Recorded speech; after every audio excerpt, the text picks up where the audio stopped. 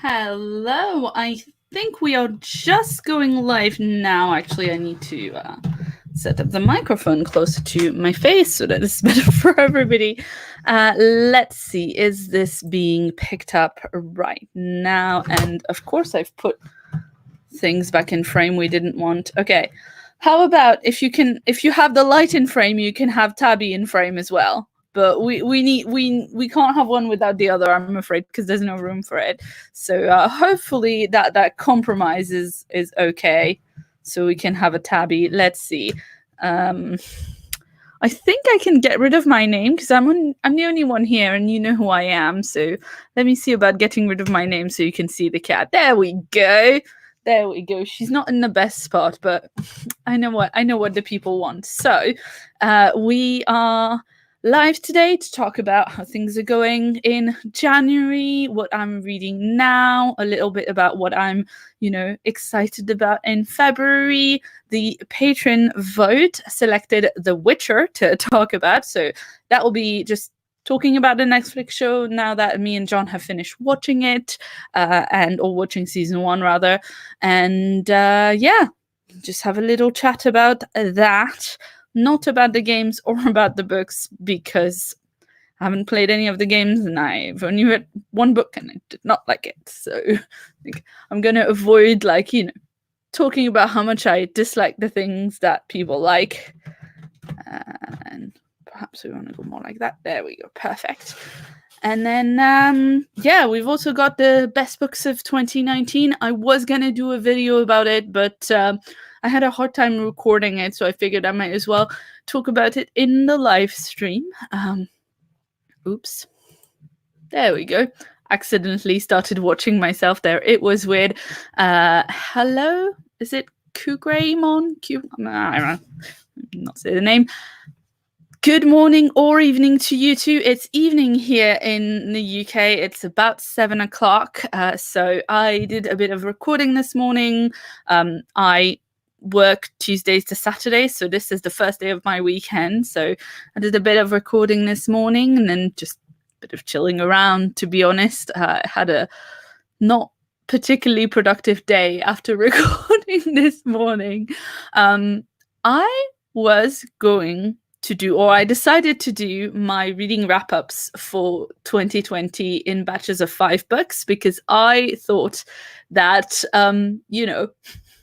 I thought that the videos would be shorter than doing all of the books in a month, because my TBR reading game this month selected 7 books for me, and I thought, or 8 books is, I think, 7, 8, whatever. It was a high number of books, and I thought I'll do it by things of 5. I'll go faster. And then I was recording for like an hour and a half because I had a lot of feelings about those books. So there's a bunch of ranting in that video. And that'll be coming probably like next week sometime, because I'll need some proper editing. But yes, welcome Greymon. I hope everybody's having a chill time, whether it's morning or evening for you. Right now, I am reading 2 different things. So I have started, I've done pretty well with my, done pretty well so far with the, with my TBR game, the TBR pile that my TBR game selected for me. Sorry, I've done pretty well with that so far, because basically, I think it was 7 books, and I've read 4 of them so far. I have 3 more. I realize it is very late in the month, but I have started 2 more, and the final one that I've kept, that I don't have to get to too quickly. The final one is the Rick and Morty comic, so that can be read very quickly if it needs to. And right now I am reading The Girl from Everywhere by Heidi Ehrlich. This is one that I only have in physical format, and I've just started it, and I'm not the best at reading physical books, I'm gonna be honest. A lot of the books that I read this month, I do have them as physical copies, but I also partly listen to the audiobook or fully listen to the audiobook. So, this is predictably, we have come to the end of the month, and I am like 17 pages in, so I need to at some point like pick a day or two where I say, I mean, I'm gonna obviously go back to work on Tuesday, and aside from work, all I'm doing today is getting through this. It's not that I don't like reading physical books; it's just that there's so many things to do. Always, I tend to just completely forget that it's a thing that I need to be doing, and then I'm like, oh yeah, I haven't actually like sat down to physically read a book for a long time. The other thing I'm reading is The Unlikely Escape of Uriah Heep by H.J. Parry. This is a review copy that I was sent earlier on, and I thought to myself, like, this is not the biggest of the books that I have, like I was reading earlier this month Blood Air by Amelie Wenjau, which looks much bigger. I was going to say it is much bigger, but it's not. It looks bigger because it's a hardback, but actually, if you look at the side of it, it's not bigger. And this is what the print is in this one. This is what the print is in the other. This is such tiny print. Anyway, I mean, I'm a grown-up. I can read books that have small print. But I just realized when I looked up the audiobook of this, because I wasn't making very fast progress in this, I got, kind of like a little bit of the way through. I wasn't making very fast progress. So I switched to the audiobook, and I realized the audiobook is like 18 hours long or something. So this is like maybe 500-ish pages, but I think it's quite a lot of words. Smitya says, I swear some books also have thicker pages. They do. They definitely do. Like the paper on this is, sorry, I keep adjusting my computer so you can see Tabby. Because, obviously. Some books do definitely have thicker paper, and this is quite a thin paper because it tends to be in paperbacks. But this is cool. Like, this is really interesting. The Girl from Everywhere, if you don't know, is a historical fantasy novel about like time traveling pirates, basically. So it's about a girl who is the navigator on the boat, on the ship that her father sails across time. So she plots the course to different timelines, and basically they are trying to go back to her mother, who like died at some point. So her kind of dilemma, I guess, is that her job is literally to go back in time to the time before her mother died, which also happens to be before she was born. So like her dad really wants to get back to when his wife wasn't dead, but that's also when his daughter wasn't alive. So she's really worried. And I didn't really get like a handle on the dad because I'm only a few pages in. So I don't know if, it could go two ways. Like he could be terrible and not care about her at all, or it could just be this kind of thing where like it's something she's been afraid of all her life, but actually he's like, you're my kid, obviously I don't want you to have never existed at all. So I don't really know. And The Unlikely Escape of Uriah Heep, like I'm clearly not cultured enough to like have caught this. Uriah Heep is a Dickens character from David Copperfield, and like I had no idea. I was like, oh, I mean, I guess it's about a protagonist called Uriah Heep. It's not. The protagonists are two brothers, Charlie Sutherland, who has always been able to bring characters out of books by like reading them, like by reading books and being like basically nerding out hard enough about the books. He can bring out characters to life. And so his brother Rob has like always been he's always been like, Rob is Charlie's older brother, and he's always been the one to kind of try to clean up all the messes and stuff like that.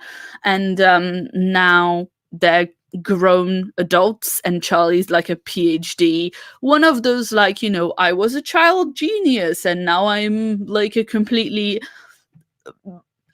mildly functional adult with like, piles of books in the house, but you'll find your phone in the fridge and you're out of milk all the time, that kind of thing.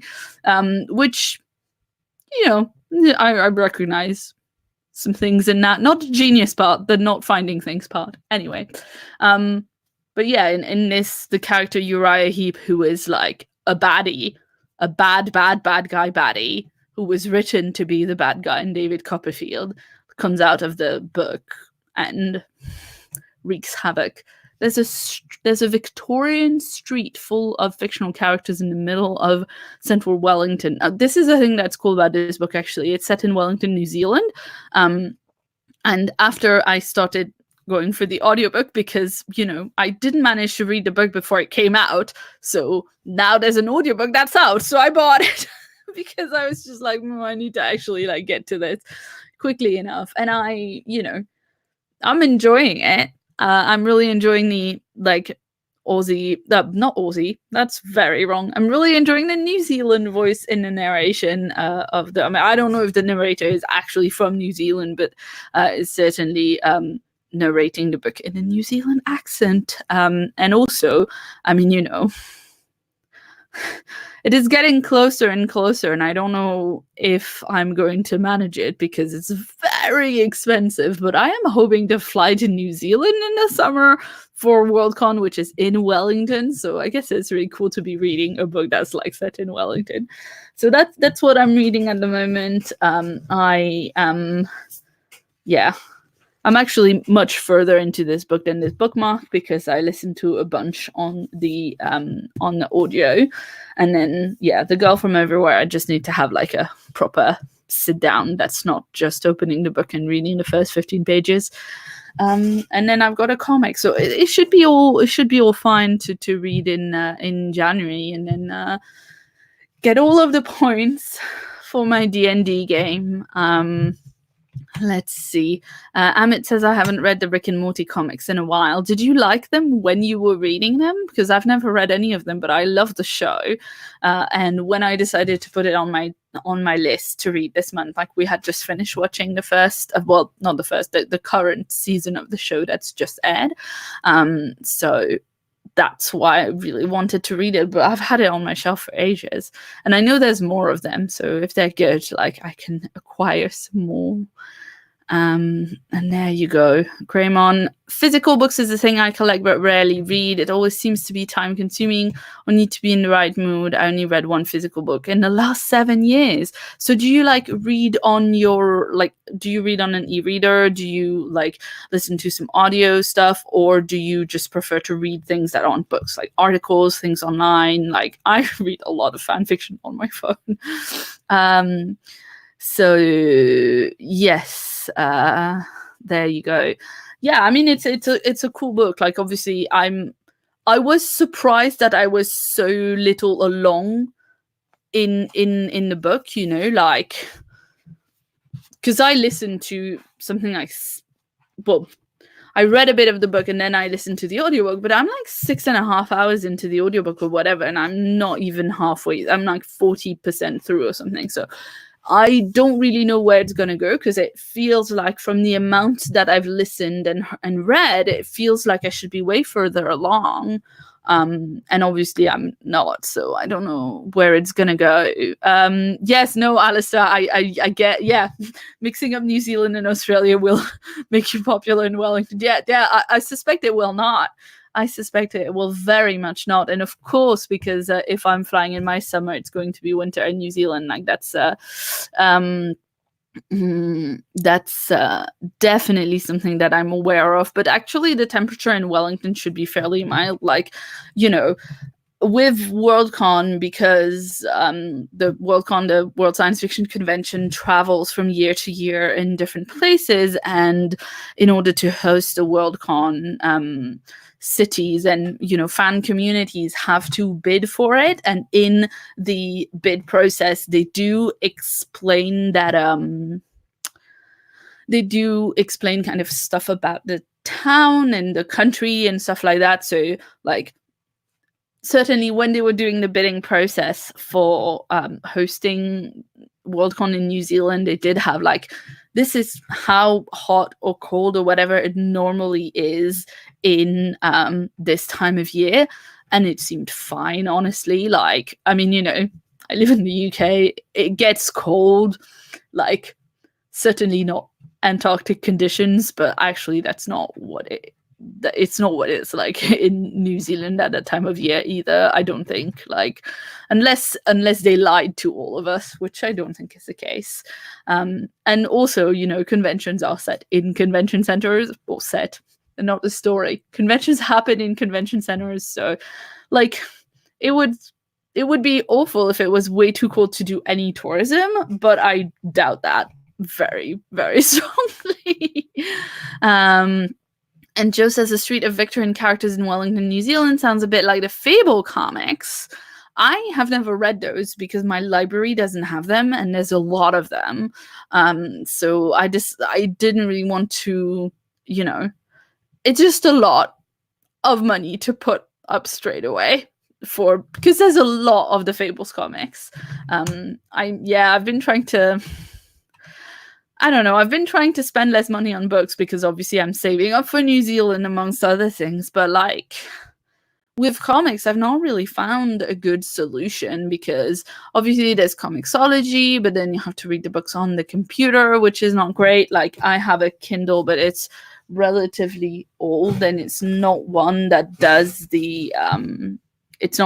pictures, so I can't read them on there. It's too small anyway.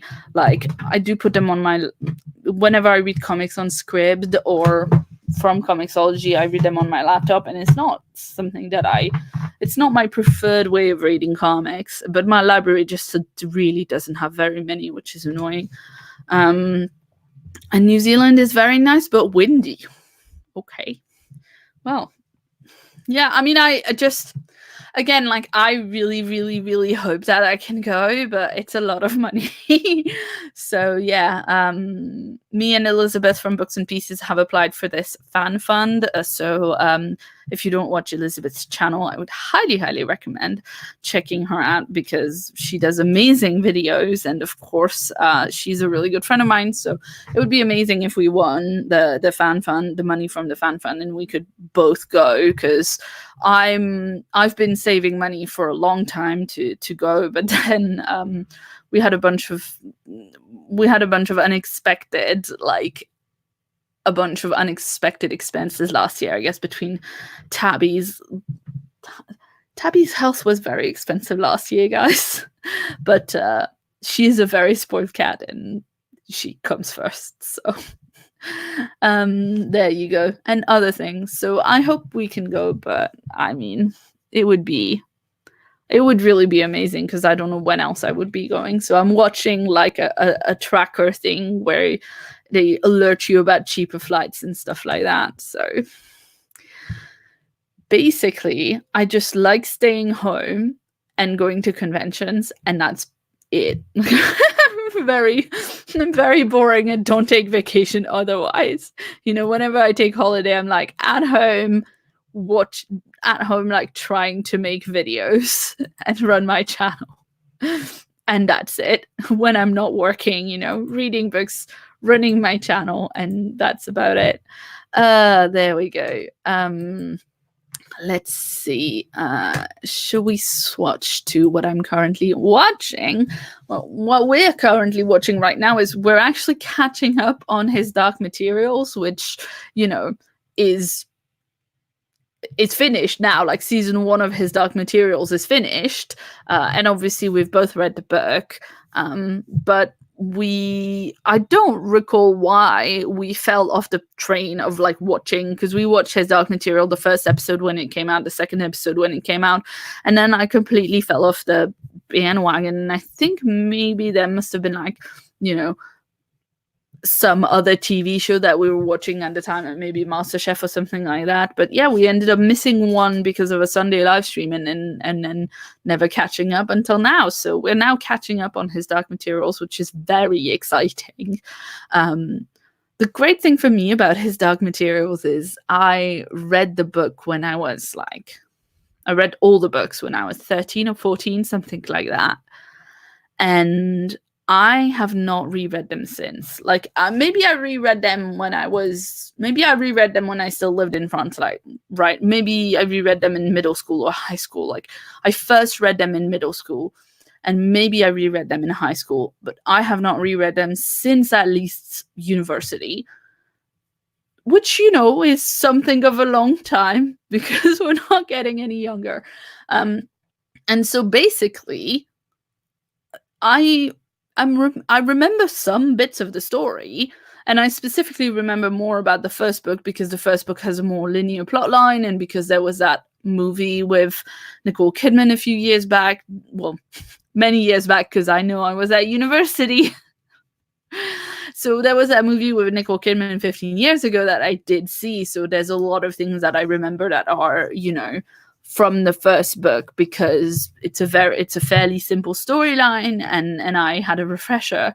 But there's so much that I don't remember that I'm getting this amazing, lovely experience of almost like hearing about it, like watching it almost without knowing the story. Like, obviously I know the story, but there's so much that I don't recall that it almost feels like I'm getting to see it for the first time, like completely no knowledge of it. Like, we just watched the episode The Lost Boy, which, not too many spoilers, but they find one of the children they were looking for, and it's very upsetting.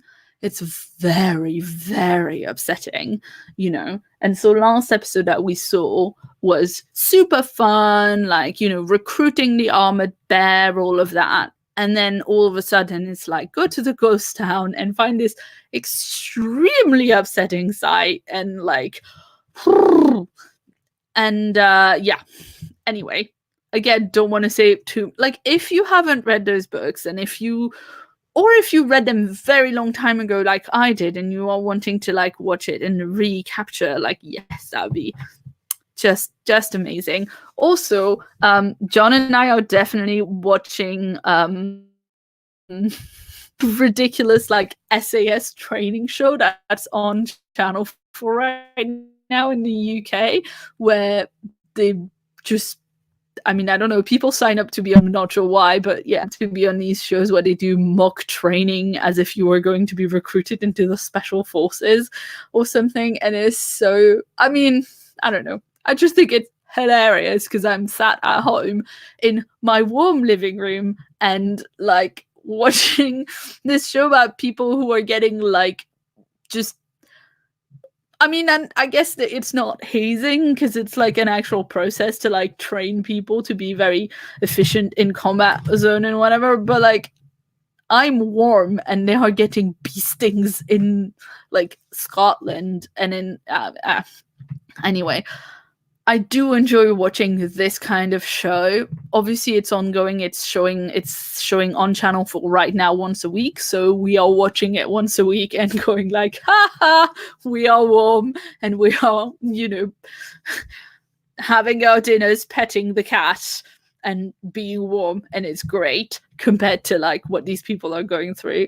We're terrible humans, clearly.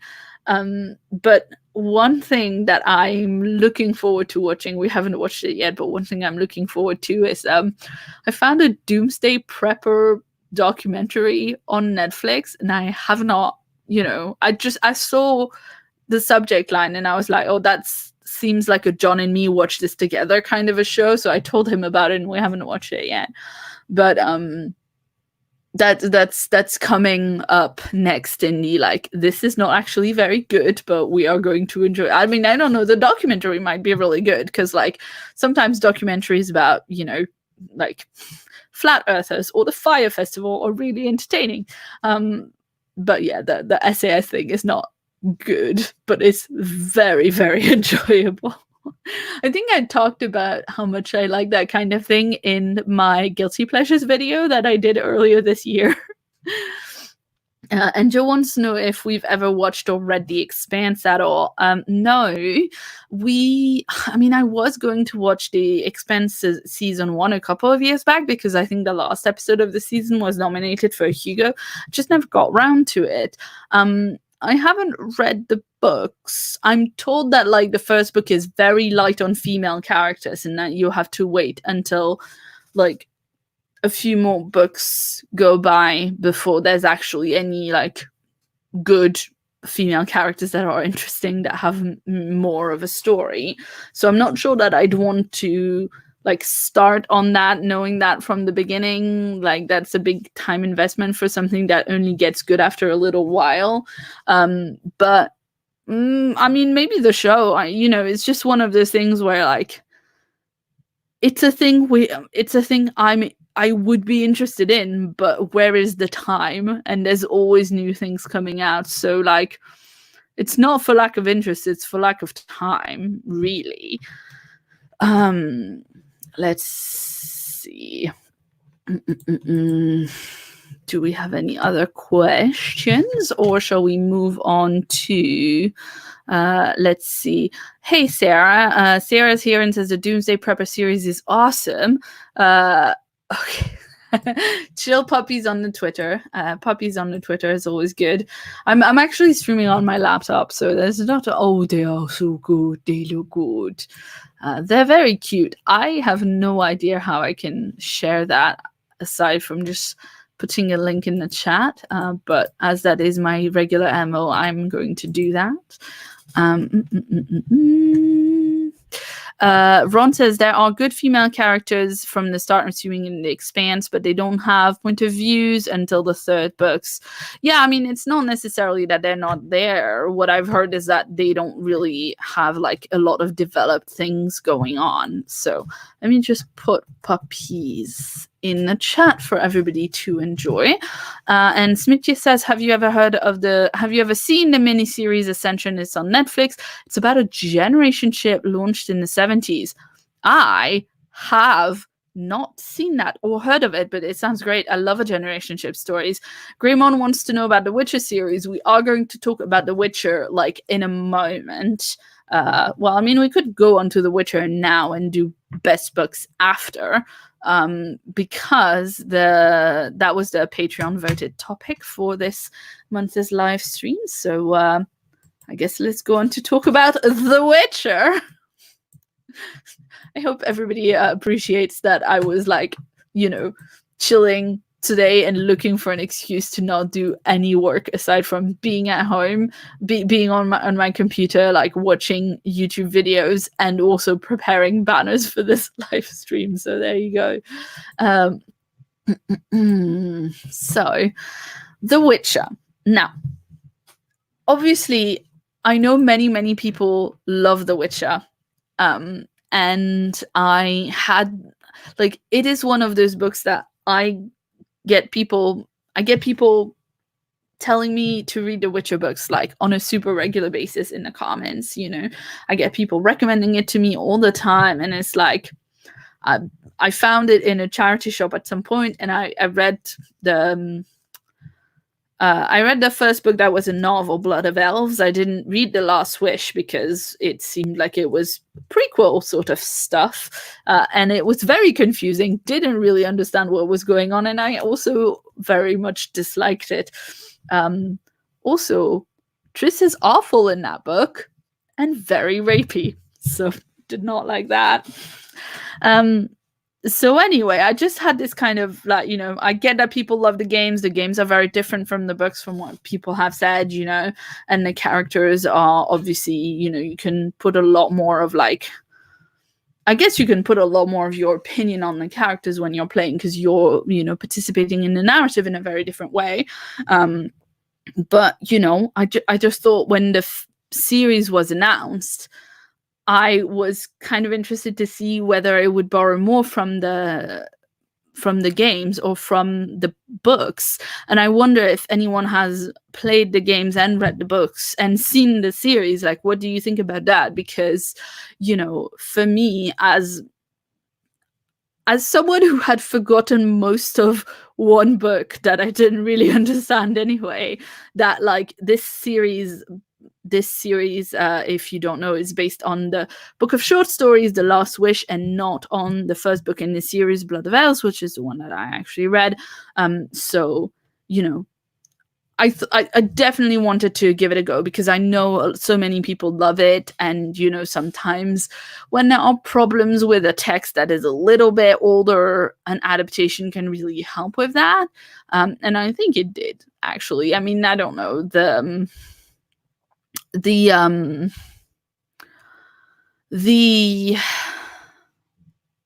the thing that is awful about Triss in the book specifically is that, like, you are in her head and she keeps moping about how Geralt doesn't love her, even though one time she got him drunk so they would have sex, when she, like, already knows that that's not what he wants, which, like, I'm sorry, but that's not okay for anyone to do. Like, what? So you're in her head as she keeps moaning about how he doesn't like her, even though she, like, kind of coerced him into having sex with her. And you're like, but you're not a nice person. I want to stop being in your head now. Go away. And it's literally Triss and Ciri and Geralt and then a bunch of monks. And it's like, but could we have, like, another female character that's not, like, I mean, Ciri was nice, but she was also, anyway, never mind. Let's not talk about the books, because if people like the books, I don't actually want to, like, whatever. The series was a lot of fun. It's really interesting to me because the series both does things that are really, really stereotypical and kind of like tired tropes, and also at the same time is, like, completely unconcerned with tropes in other ways, which is really interesting. Like,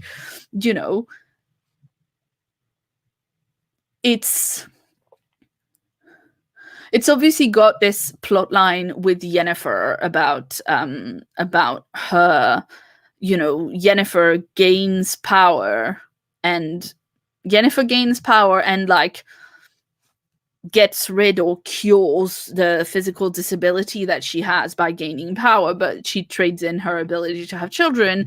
And, like, first of all, and so, like, when on the face of it, when I see that, I'm just like, oh, so, like, it is just this whole thing about, like, physical beauty and power and childlessness and infertility, and this is all the kind of thing that, like, media about women is a lot more concerned with than I think women are. I don't know.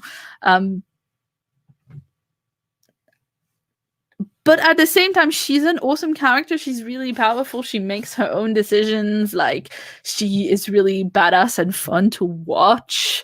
So, like, I don't really know. I would like somebody other than me to think deeply about The Witcher and, representation in gender, and, like, do something really in depth about that. Like, maybe, I don't know if it's a YouTube series, like a Lindsay Ellis type of deconstruction about it, or if it's going to, if, like, a long Medium post or a long thread on Twitter or whatever.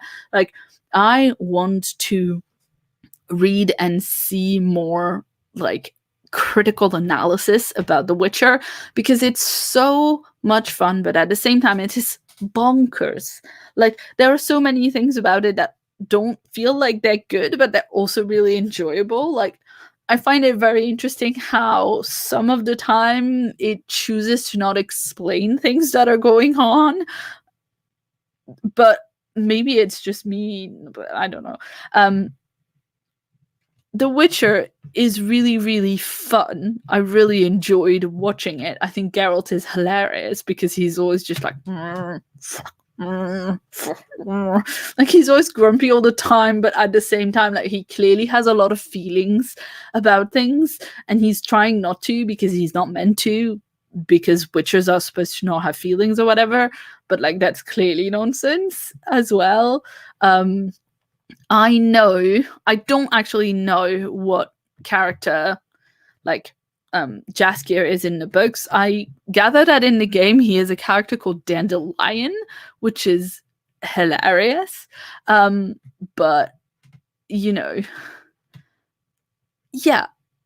I I just really love Jaskier in the series, and not just because of the song thing. Like, the song is funny, and I like it's The song is great and altogether way too catchy for its own good, but, you know, it's not about that. It's about the fact that Jaskia is a character who just, like, sees this grumpy, badass man that he only knows about as the butcher of Blaviken in a bar, and he's like, stop being grumpy. Now I'm gonna follow you and be your friend and think about your exploits. And I'm like, who are you? Like, where does this fearlessness come from? This is amazing. Like, he just decides to, you know.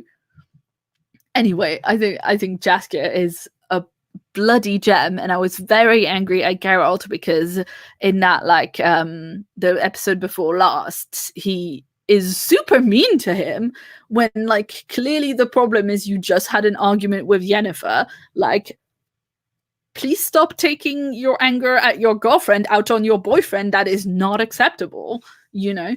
And I just think I really enjoy Jaskia and Yennefer's interactions together. Like, they don't spend a lot of time interacting together, but, like, I really love how she tells him, like, oh yeah, you look old or whatever at some point.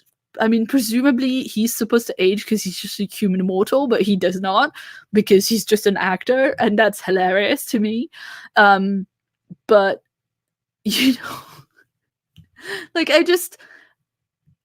I want to know that somebody went and gave Jaskier a hug when he was sad because Geralt was mean to him. Number one, that's very important to me. I really hope that he is going to, like, be back in the next season and have more to do. Oh, that's so interesting. Toe of Pie says Jaskia is his name in the original Polish, rather than his name from the English translation. So presumably Jaskia means dandelion or flower or something like that in Polish. That's really interesting. As someone who grew up reading a lot of translated books with, like, bad translations, sometimes I'm very happy to hear that, because, you know, sometimes translations are hard. And yeah, we need to talk about how in French Voldemort's middle name is Elvis, because that was the only way to make the little reveal of I am Voldemort, spelling out, you know, I'm spelling his full name, spelling out I'm Lord Voldemort. That the only way to make that work in French is if his name, instead of Tom Marvolo Riddle was Tom Elvis Jedusor. Which is like, I'm sorry, you managed to make something that sounds like the word riddle, and that's amazing. Like, you managed to make a surname for Voldemort that sounded like the name Riddle, but, like, Elvis.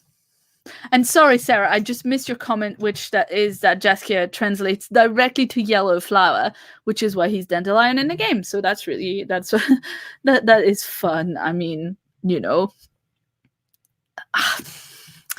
he's just a great character. I really love him.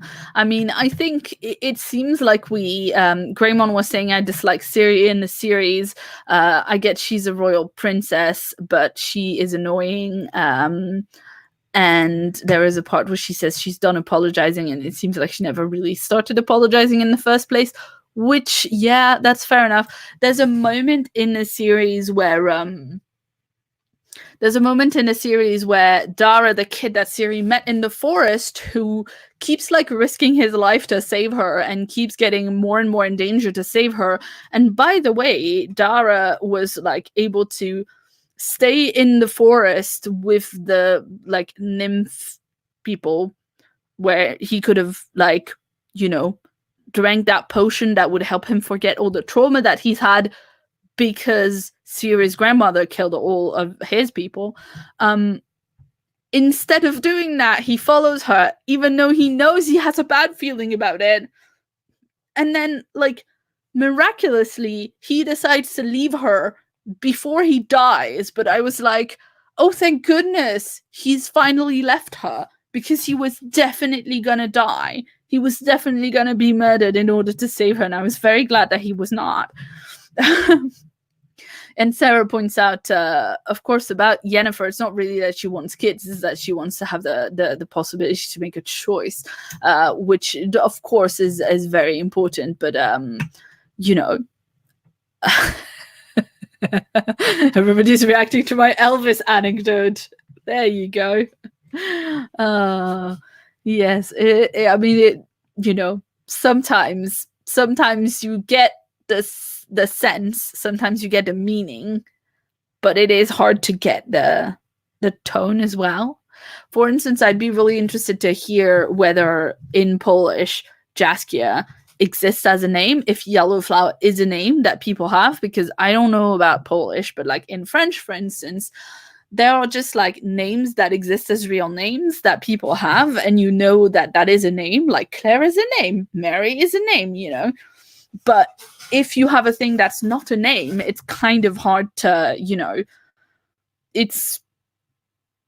I mean, first of all, it's kind of actually difficult by law to name your kid something that's not a name, like to have children that have the kind of name that, like, you know, celebrities have, like Apple and whatnot. Like, it's kind of, you can't really do that in France. But aside from that, you know, like, I think he had to go with something like Elvis and not, you know, Silver or whatever. Like, he could have gone with Silver, and that would have been less, like, it would have sounded less silly, but it's not a name, right? So, you know, I'm curious, because with, you know, Dandelion's not really a name for a human. Dandelion feels more like a name for a cow. And maybe I'm being harsh, but it seems weird. And so if Jaskia is not a name, and Cornelia says sadly not a name, like if Jaskia is not a name, apparently now it's a bit of a name, and it pops up every now and again because of The Witcher, but it wasn't a name before that. It's out there and it's very rare. Yeah. There's so many names that are flower-like that you could use in actual English, that you could actually use a name that is flower-like. Possibly less for male names, I guess. Anyway, never mind. I love Jaskia. He's great. Is Malvola a real name? I do not know. Jaskia probably named himself because he's a bard. He's also a very dramatic sort, and I feel like he would have given himself a name that was very out there. That is true. Yeah. He's not going to name himself something boring, is he? I don't really see that happening. But yeah, I feel like Jaskia works better because, honestly, just like, you know, it's just, it's weird. It's this like gritty world with a lot of like demons and stuff, and then this dude shows up and he's like, "Hi, I'm Dandelion. Let's have a dance." It's just like, okay, fair enough, if you wish. There you go. Well, Tabby's cleaning her butt, so there is a story reason why he's called that. Interesting. Okay, well, I guess we'll get to hear about that at some point in future. I mean, it's been picked up for a second season. It might well. I don't think we've heard anything about a third season yet, but it's already been picked up for season 2. So, you know, I'm not worried about it. It's like, I think some figures came out recently that were like, it is like half of people who have Netflix have seen it. But yeah, Toe of Pie says, the first time I was talking about this show to people, I referred to him as Dandelion. People had no clue who I was talking about, and I was mortified that I had spoiled something from later. Fair enough. Well, fortunately not. And Sarah says, Sarah suggests watching interviews with the author or checking out the podcast from Netflix. I would be interested in checking out the podcast from Netflix. I don't know that I mean, you know, as I've not read any further books because I thought the one that I've read was so bad. I don't know that I really want to hear loads more from the author, to be honest.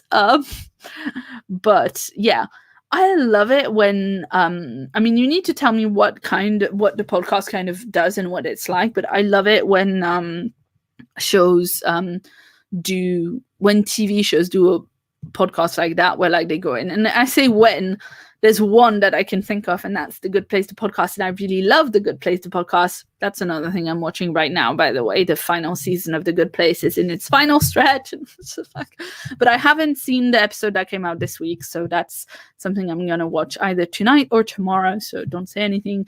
Which book did I read? Tough Pie. I read Blood of Elves, which I'm aware is not the first chronologically speaking, because there's sorry, The Last Wish, which is the book that actually covers what is in the Netflix series in the first season. That's The Last Wish, and I didn't read that because it was a collection of short stories, and I thought I'll read the one that's like marked as the first novel, and I'll read the prequels later if I enjoy it, and that was a mistake. But yeah, The Good Place, the podcast, is really, really great because they don't just talk about the show, which, you know, if someone's going to talk about the show and kind of say like analysis of the show, I'd rather it wasn't the people making it. I'd rather it was, you know, smart, critical people, you know, because for instance, can you imagine how bad it would be to have like a show that was just critical analysis of Game of Thrones by the showrunners of Game of Thrones? I think that'd be awful. I would not be in for that. The thing that The Good Place the podcast does that's amazing is that they have people who make the show from all aspects of making the show. They have the actors, they have the writers, they have loads of people who work on the production and all of that. And they talk about how they make it, as well as talking about how much they love it and the story and all of that. So that's really great, and I will miss it when it's gone. This is the final year that is going to be, I mean, obviously it's the final year that is happening, so when it's done happening, it won't be eligible for Hugo, but the Good Place the podcast I've nominated for Hugo in the last couple of years. It's obviously not a fan cast, because even though it's a podcast, it's not made by fans, it's, you know, a professional production, but I've been nominating it for best related work, which I think, you know, I think it would fit well in there. It's not gonna be on, but I'm gonna keep doing that.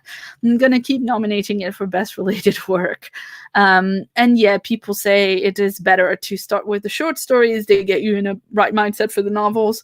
I mean, you know, having seen the first season and all the backstory, I'm like, yeah, I can see why that was necessary. But I also feel like it's such a weird format to start you off with, like, here's a book of short stories. They are completely disjointed. You know, it's like if you start with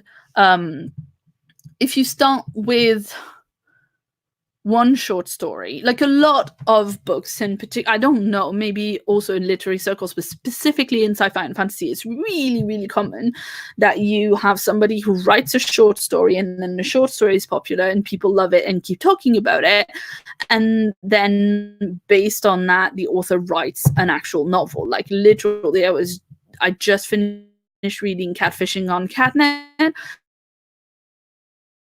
which is a full novel that based story. That thing, Hearn, was based on one short story that McCaffrey wrote, and then she extended it into a novel. But it's one story then extended into a novel. I just feel like it's such a weird format to be like, here's a collection of short stories and you have to read that first. Anyway, I mean, the thing is, as Sarah pointed out, the author of The Witcher is a very, very old man from a conservative 1950s culture. I've also heard some unpleasant things from people in the con running side of fandom who have done conventions where the guy was involved and have, you know, said to me, yeah, maybe don't invite that guy because groping. So I'm not particularly interested in what he has to say about anything, basically. But yeah, I feel, I don't know, I actually really enjoyed the timeline bullshit that was going on in The Witcher, as when I understood that it was going on. When we realized that there were timeline bullshit going on, I thought it would be fun to like figure it out. And I enjoyed it in that way. But yeah, anyway, that was not a fun. The problem for me with that book and not liking that book is literally only that other people love this franchise so much. And, obviously the games being different than the books, but so many people love it so much. And I didn't really want to be like, I hated it, it's bad. Your thing that you like is bad. It's like, it's not for me. It's not for me. I think the show is really fun. Like, it's clearly nonsense at many points, but also it's fun. Grayman's got to run, so bye. And Cornelius says, my ethics teacher met him and said he was a typical douche. So there you go. Not Greymon, the guy from The Witcher who wrote The Witcher. There you go. And is it Warrior? Hope I'm getting that about right. Have I read the Dresden novel by Jim Butcher? I have not. I mean, it's one of those things, again, it's like, it's one of those series. I've also not read the Vorkosigan saga, and it's like, oh yes, book 15 came out or whatever. it's like Seanan McGuire's, and I'm comparing here things like Vorkosigan and Dresden that came out for like a million years, and then Seanan McGuire, who, she just writes real fast. But I haven't read the Toby Day series either, because even though I think it would be fun, like I've read the first book and then it's like, here's 14 more. And it's just a lot, So I haven't read any of those, but that, it's a Dresden file. I mean, I don't know. Is there an adaptation? It feels like the kind of thing that would definitely have an adaptation though. Like, I don't know if there is one, but if there isn't one, I feel like it's the kind of book that usually gets adapted. So I don't know if I would not be surprised if at some point an adaptation of this happened. So there you go. Dresden book 16 is coming out in June. I think it's coming out on July 14th actually, because I talked about it in genre-wise. So if you want to check my latest video before this, it has the actual date, and maybe it's different in the US and the UK, but I just remember July 14th because it's French, it's national holiday in France, so it's just a bit of a memorable date for me. So I think that's when it is. But yeah, Tofpai says there was a TV show. I am not aware of it. There might well be a TV show. It does seem like the kind of thing that would have a TV show, doesn't it? So there you go. I guess I don't know. Has anybody got any other questions about The Witcher before we move on to my favorite things that I read last year?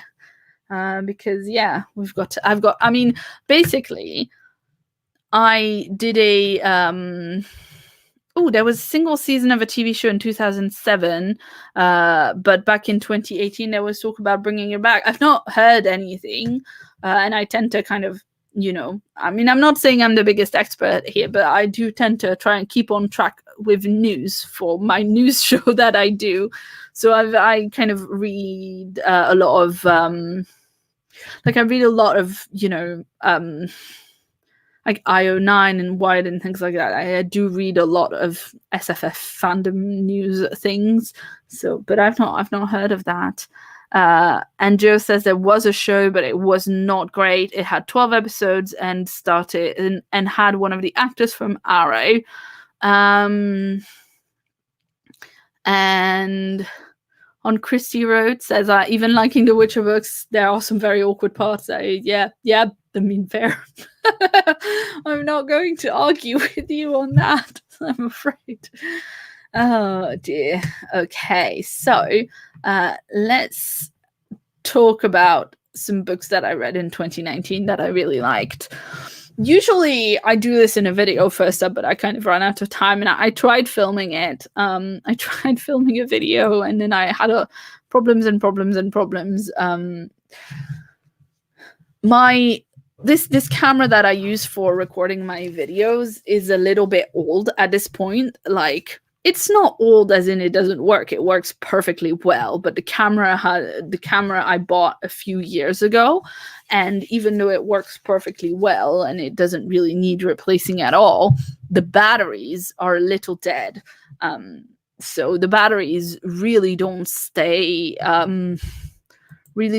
charged up as long as they used to. So I think I need to buy a cable or something to power it directly from the outlet, because what I realized is that I can buy a cable to power my camera from the outlet for cheaper than I can buy a new replacement battery that is definitely Canon and not like a cheap knockoff. Because when I first bought the camera, it came with like a genuine Canon battery, and I also bought a cheap knockoff. And now the Canon battery doesn't last as long as normal, but the cheap knockoff like turns off in 10 minutes. So for cheaper than that, I can actually buy a cable that goes in the camera and in the wall straight away. And we've got a final question about The Witcher. How hot is Henry Cavill? I thought he wouldn't work for it, and I was so wrong. Well, I mean, I don't know. First of all, like, I don't know, because I don't necessarily love like a super muscly dude, you know? Like, I'm Nicolas Cage as The Witcher. Oh, that's amazing. That's very funny.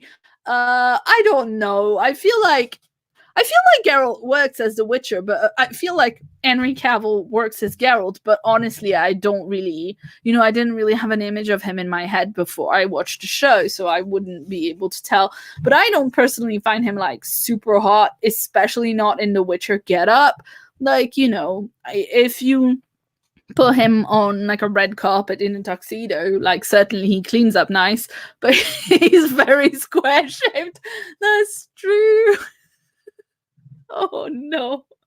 Oh, what a roast. I don't know. Listen, what really did it for me, I'm gonna be very honest, what really did it for me was James McAvoy as Lord Asriel in that sweater in the first episode of his Dark Materials. But also, I have to say, James McAvoy has done it for me for many years. James McAvoy is like top notch as far as I'm concerned. So you can see that is, if my aesthetic is James McAvoy, like, I'm not necessarily gonna be into Henry Cavill. I think like the muscliest dude I've ever fancied is Chris Evans. So like, I'm just he's only attractive to me as a Witcher, says Sarah. Regular Henry is okay. I don't know. My friend Raya, who does the booktube channel, The Bugfinch, says she can't even start watching the show because his wig is so bad. And I'm just like, I mean, I'm sure it is bad, because like Raya actually knows what she's talking about, and I don't know anything about wigs. I know a lot of things about witches, not a lot of things about wigs. But like, I mean, it didn't seem that bad to me. I don't know. But actually, if you're into The Witcher, I just watched today. I'm sure everybody else has seen this by now, but there was a video that Carolina, is it Jabrowska? I'm not sure how to pronounce her surname, but actually Carolina, who does a fashion, like a vintage fashion channel on YouTube, she did a video. Carolina, Meme Mom, did a video all about like the costumes in The Witcher, rating them with her sister. And she's actually Polish, so it was hilarious. Well, not because she's Polish, it was hilarious. The video was funny because she's a very funny lady, but she and her sister were like very protective of The Witcher and The Witcher characters, and they were talking a lot about like the books and rating the costumes and talking about the wig and stuff like that, and talking about like how the costumes fit with each various characters. So yeah. And Tough By, I fell behind on his Dark Material. I need to finish watching it. Yeah, if you go back to the beginning of the stream, I was talking about that earlier as well. Like, me and John fell back on his Dark Materials after episode 2, and we've been catching up with it now, and we're probably gonna watch another episode after I finish streaming. So, yeah, I mean, it's really enjoyable. Like, it's just such a good story, and we've had a terrible adaptation of like 15 years ago, and now to have an adaptation that is so good is like, it's really a breath of fresh air. Like,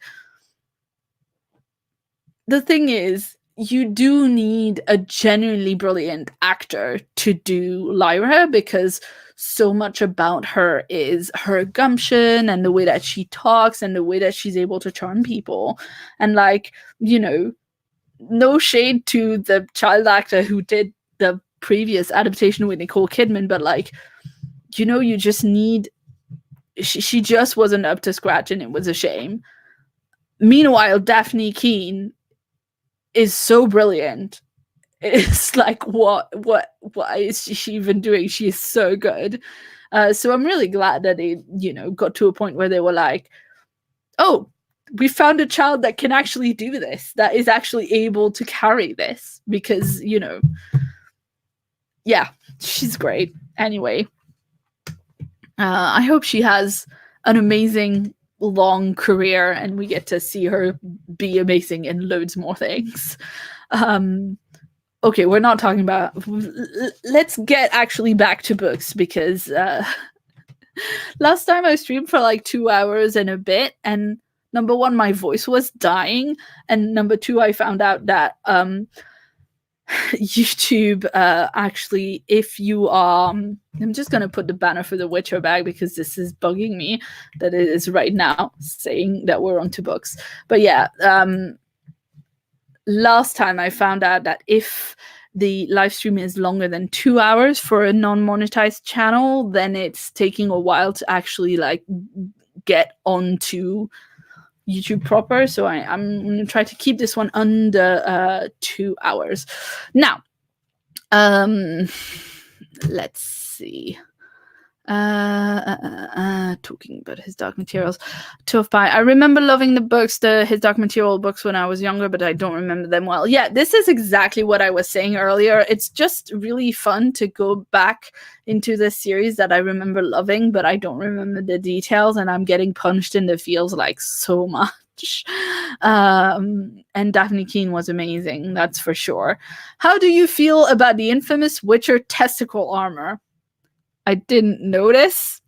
I guess maybe I wasn't looking in the right spot. I'm sorry. That's amazing. I've literally never heard about this. But yeah. His Dark Materials costumes were great. That's true. I've really just been enjoying the just a general atmosphere of the world. Pan wasn't very scared. I mean, the thing is, I've just seen the episode The Lost Boy, where they find one child and they discover what happened. They find one child in the north and they discover what happened to all the kids in the north, and it's just a really scary realization. And like, they're going into this creepy like little shack where they know something is, and Pan is a snow fox at that point, like. And the way that he's like just skulking and he's not wanting to go forward, and you see at some point he's like ready to go and leave. Like, I thought, I mean, again, I don't remember the book super well, but I got a really strong sense of Pan being scared and them not being the same exact character. Dear, oh dear. Oh, this is very interesting. I wish The Witcher had a heavier Eastern European influence. It feels more medieval British to me. This is Kilomino. The Slavic medieval aesthetic feels like it would be I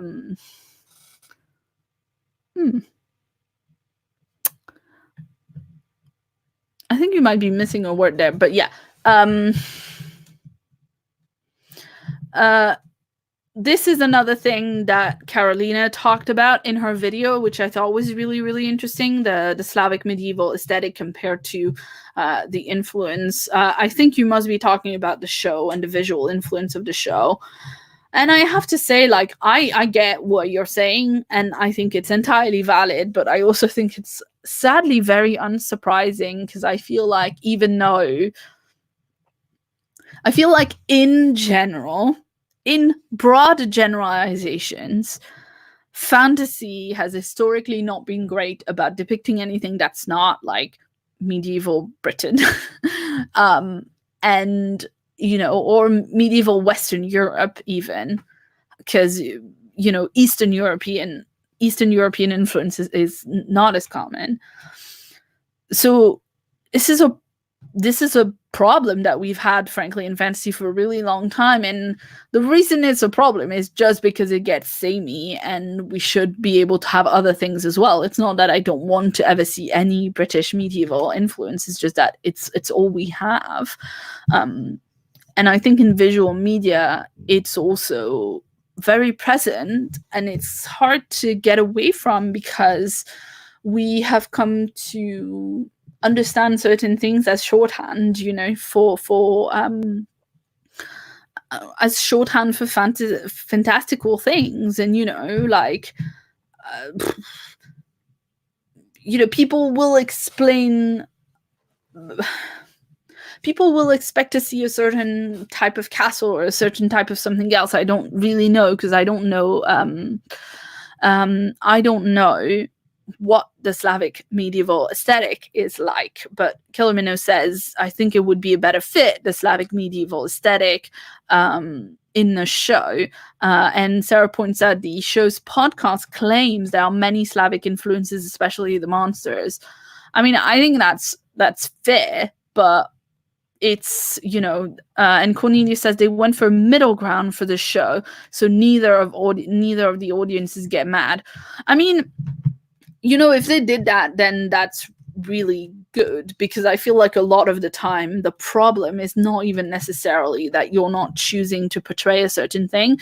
It's that the reason that you're choosing to portray British, medieval, whatever, isn't because it's more realistic for the story. It's just because you're trying to not annoy like the Brits or the Americans. And it's not even a question of annoying. It's a question of what visual language will people understand. Like in the first Fantastic Beast movie, which is the only Fantastic Beast movie I have seen because it was so bad I literally stopped engaging with Harry Potter media, which is, from me is saying something. I'm literally wearing a Slytherin like hoodie right now. But in that first Fantastic Beast movie, at some point they have like this council of all the magical users from all over the world. And it's literally the most stereotypical shit. Like every country is just represented by the stereotype of that country that will be the most legible to US and I think mostly US audiences, because I don't think they really care about whether like Brits are happy or not. But like literally the Canadian wizard is a Mountie. And, the Asian wizard lady is not, in fact, any specific Asian nation, but her name is Madam Asia in Chinese or whatever. It's just like, it's not made to make sense and be realistic and be coherent. It's made to be legible. And the problem is it's always made to be legible to the same people.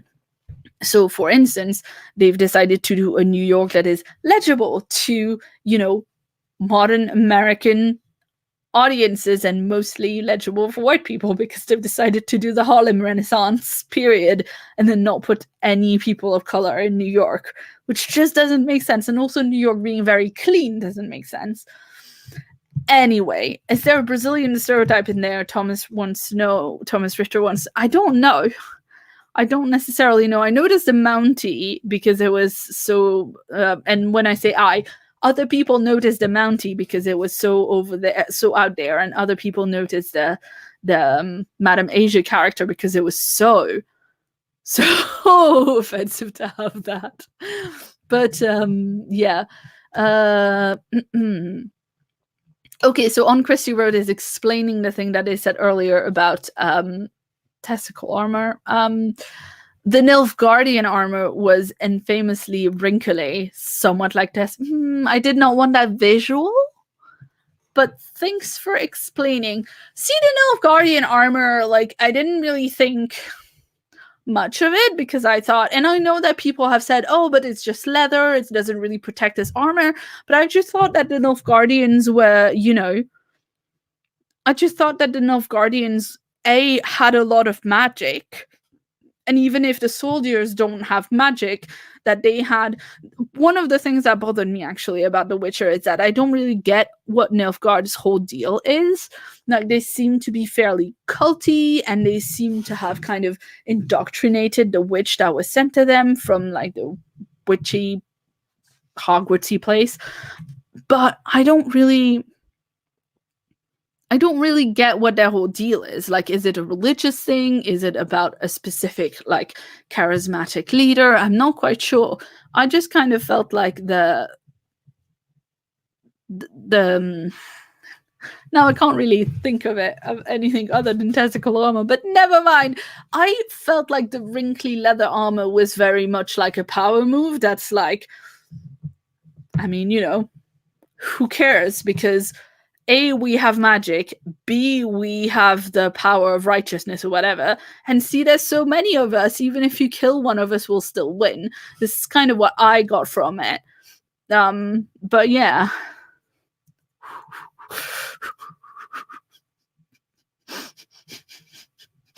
Oh dear, yeah, there's a few people in there reacting to the idea of watching Fantastic Beasts movies, and especially the second one.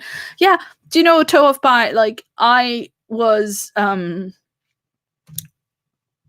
when the first movie came out, my friends Nick and Alistair, who do the podcast Moderated Fantasy Violence, asked me to be their like Harry Potter consultant for their episode of the show, which was really fun. I went and did that. I had a really fun time talking to my friends about what didn't make sense in the movies. And, I was just like, this is great.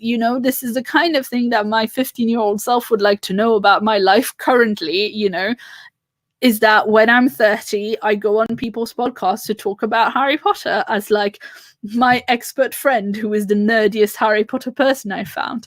And I thought, life is pretty good. By the time the second Fantastic Beasts movie came out, I was just like, I'm not even watching that. Like, they invited me to come talk to them about it some more on the podcast, and I was just like, no, I'm not doing that. I am not subjecting myself to that. I'm not paying London prices for cinema to go and see that. And Thomas Richter points out that leather does actually protect a fair bit. I think, am I wrong in remembering? Did you say before that you do reenactment before? But yeah, leather armor is surprisingly hardy, especially when it's scaled and it has lots of scales, says Sarah. And boiled leather, for instance, was widely used in ancient time, and it usually has heavy padding underneath as well, says Thomas. Yeah, this is really interesting. I mean, I feel like they definitely did the armor like they did it for the aesthetic rather than anything else, but I think that makes sense, the armor thing. Okay, I want to move on to talking to you about the best books that I read in 2019, because if I fail to talk about it in this live stream, then I'm going to have to do a whole video about it, and it's the end of January, so I feel like now is kind of the cutoff time of when it makes sense to talk about this. So, in the last few years, what I've done is I've done a video where I did just a big list of stuff that I read and liked in the previous year, and it was kind of not necessarily ordered, nor were like categories or whatever, but just like either 5 books or 10 books or 15 books, or the number of books that is the year's number, like 18 favorites in 2018 and whatever. Now, for 2019, I didn't have 19 books that I wanted to talk about. I had more than 5, but less than 10, and I couldn't round it up to 10, and I couldn't round it down to 5, so I decided to go for categories for once instead of like just a number of books. So, without further ado, we are going to start, and I own some of these books as physical copies, and I could be showing them to you. However, I did not think to make a pile next to me, so we're gonna have to go with not showing you the covers. I'm very sorry. Our first category is best backlist book that I read in 2019, and basically what this means is that usually, most of the time, I read either books that have come out in the particular year, like new books, you know, in 2020. I'm going to read a lot of 2020 releases, and I also read a lot of books from the year before to catch up and to read for awards and all of that. And so it's not very often that I actually go back more than 1 year and read books that were previously published, but sometimes I do, and I find amazing things. And so I wanted to give a shout out to the best backlist book that I read in 2019, which was Children of Time by Adrian Tchaikovsky. This is a book all about space spiders. So if you don't like spiders, don't read this book. But I mean, it's a book that I've had on my shelf for so long because it's so big, and I kind of put it off, but I knew that when I started it, I would adore it, and I really did. Like, it's an epic, it's science fiction epic, which, first of all, we don't get enough of. Like, we get a lot of fantasy epics, but not a lot of sci-fi epics, and it's very much in the... when I say epic, I mean in terms of the time and the scope of the book. So basically, Earth has been ravaged by a lot of whatever, we are at a point where we cannot inhabit Earth anymore. And there's like there's a last hope spaceship full of humans that are looking for a place to colonize in space, and they are literally like the last remains of humanity. Our main character that we follow throughout that storyline is an archaeologist and an ancient linguist. Like, he studies ancient languages of past humans that lived on Earth, and meanwhile these people have been on this ship like their entire life, just looking for somewhere to go. And they find a planet that could be habitable for humans, but they can't actually get there because blocking their path, there is basically a mad scientist, like a lady who was trying, a woman who is a scientist who was trying to she was saying it was to save humanity, but really she had ulterior motives, and she was looking to uplift the life on this planet to create a new humanity from the apes uplifted on the planet, except the landing of the science that was sent to that planet to uplift the monkeys. The science landed wrong, and instead it uplifted the spiders. And so we follow the evolution of this race of really intelligent spiders. And then we follow the humans on the colony ship who just are looking for a place to go. And then the two of them meet. It's just oh, it's so good. I mean, obviously you can't read it if you don't like spiders, right? But it's so good. It's so good.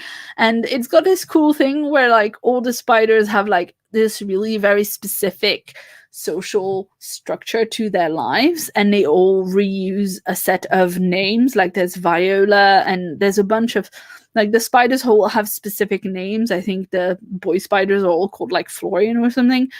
Anyway, now whenever I see a spider in my house, I'm always calling it Viola because, this is the impact this book has had in my life. Anyway, it was quite excellent, and I would very much recommend it. The next thing that I wanted to talk about is best comic that I read in 2019. And in 2019, honestly, I read a lot of comics that were kind of comfort reads for me, a lot of Giant Days, which is one of my favorite series. I caught up with a few things, but I didn't really find a lot of brand new things that I didn't know before that that I really, really adored, except for this one comic, which I read for the BookTube SFF Awards, and I absolutely loved, and that's On a Sunbeam by Tilly Walden. This is a sci-fi comic about... it's about a girl who it's told in a dual timeline, right? And it's about this girl who is hired on a ship that goes to do reconstruction work. So basically, they do historical reconstruction. They go on various planets and they like find things that need fixing up, and they, it's not like a repair company. It's just that they are hired to go and like do preservation work on ancient planets. And so it's just this really cool, like, it's really cool because it allows you to see a lot of really fun like architecture and stuff like that drawn out, like lots of really fun alien things. Also, the spaceships in this book are all fish, and it's just rendered so beautifully. She has a really interesting, like, kind of sketchy art style, which really lends itself very well to how atmospheric the story is. It works so well. And the other timeline of the story is in our main character's past, before she came to work for this this like archaeological company. Basically, she was in a boarding school on a different planet, and you see her at boarding school, and you see her meet a girl who's just arrived in the boarding school from somewhere mysterious, and you see them making friends and falling in love and all of that. And obviously, as you go towards the end of the book, you kind of realize more like which of those two things is in comparison to each other and why they are there in relation to each other. And I really loved it. It was just really, really, really lovely. And then we've got people in the chat talking about like maybe more classic sci-fi books, like 1984 and Brave New World, which like, yeah. Let's see. Let's see. The next thing that I've got is best nonfiction, which I didn't really expect to have a best nonfiction category because I haven't actually read a lot of nonfiction in previous years. But this year, I think it's kind of like a mix of a few different things happened. First of all, everybody was talking about Educated by Tara Westover, and I really loved Educated. I'm surprised, I was kind of surprised that anything managed to pit Educated as my best nonfiction of 2019, but it did. Everybody was talking about Educated, and then I read it and I loved it. And then Nonfiction November is a challenge that people do a lot on YouTube, which I normally don't really do because I don't read enough nonfiction. But I started also last year listening to Book Riot's nonfiction podcast, For Real. Book Riot do a lot of podcasts in addition to, the website, the reviews, all of the cool things that they do. One of them is that they have a bunch of different podcasts that usually work like between, they'll have a podcast that shows basically, they'll have a bunch of different podcasts for each genre. So they'll have a romance podcast and a literary podcast and a sci-fi podcast and a nonfiction podcast. So I listened to their sci-fi podcast, which is called SFF Yeah, and I also listened to their nonfiction podcast For Real. And because I started listening to For Real this year, I had so many more recommendations for cool nonfiction to read, and it really made me it really put me in the mood to read nonfiction. The nonfiction that I read this year wasn't necessarily what For Real recommended to me, but For Real just put nonfiction on my mind more. Anyway, my favorite nonfiction of 2019 was Because Internet by Gretchen McCulloch. I don't think you'll be very surprised if you've seen the video I did where I reviewed that book, because I love that book so much. And it just feels like that book, and I don't know, I don't want to be like, I'm not unique. This book wasn't written for me. I'm just a type of person that is exactly who this book was written for.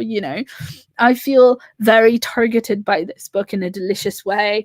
And I absolutely loved that book so much.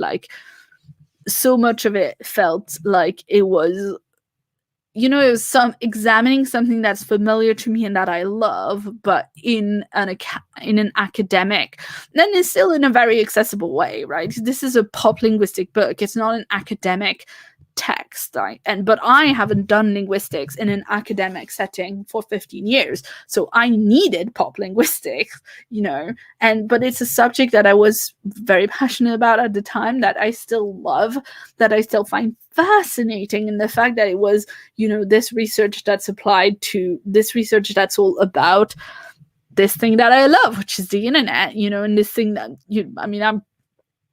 I often describe myself to people as like, hi, I'm Claire, I come from the internet, or I live on the internet, or whatever, So it was very, very, very much up my alley, and it worked very well for me.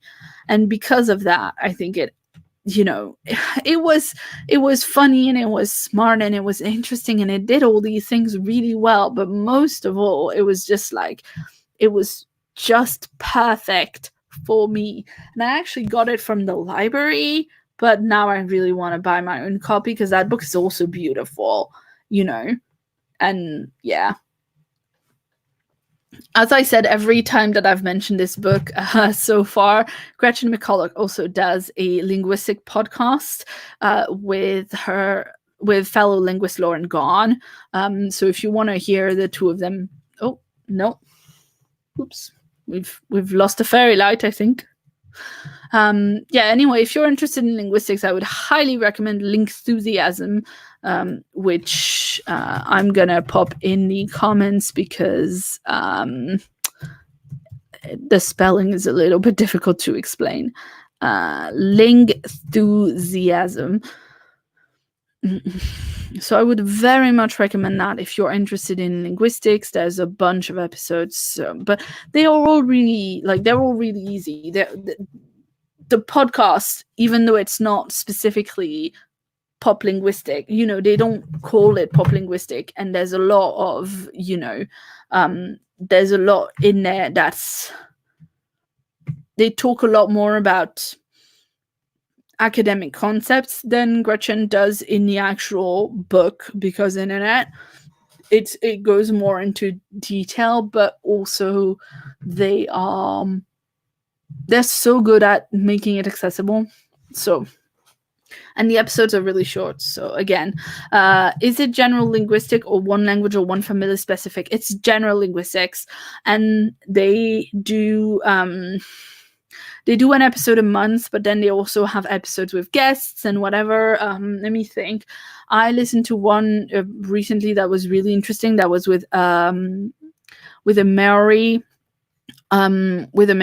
scholar. I mean, obviously a linguistic scholar who happens to be a Maori woman, but who was talking about different Maori languages, and it's just I mean, now that I'm talking about it, obviously I can't remember any of the episodes and what they're about. But they did, in fact, have a whole episode that was them talking about the emoji episode, the emoji chapter in the book, because internet, right? So in the book, because internet, Gretchen McCulloch has a whole chapter about emoji and what the purpose of emoji is in internet language these days. The book is called Because Internet.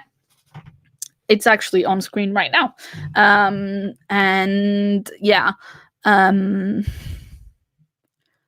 So they do a podcast episode that's them talking about how they came together to write the chapter on emoji, because their areas of research happen to intersect, and so it was really interesting to see how that came together.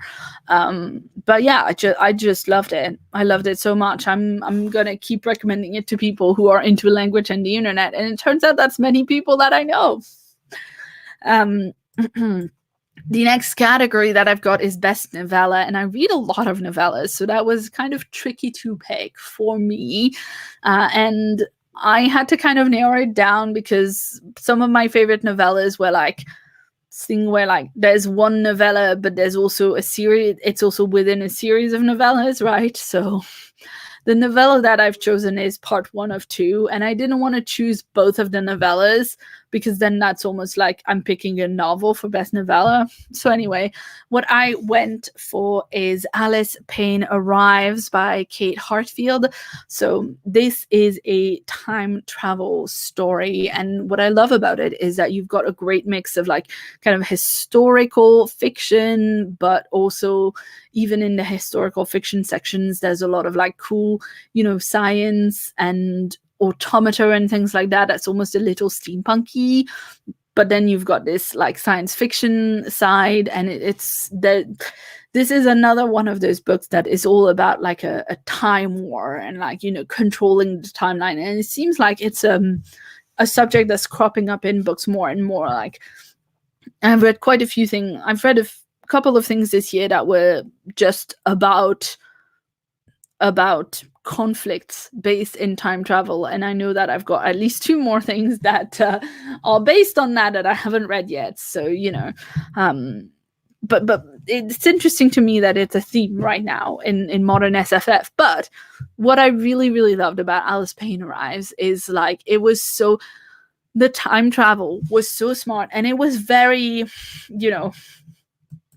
it had a timey-wimey quality. It was good at being timey-wimey. So what I mean by that is, when you watch Doctor Who and, it's an episode where they just go back in time at the beginning, and then there's a situation, and then they deal with the situation, and then at the end they go to a different place and time, right?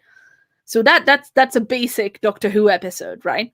But then you get timey-wimey Doctor Who episodes.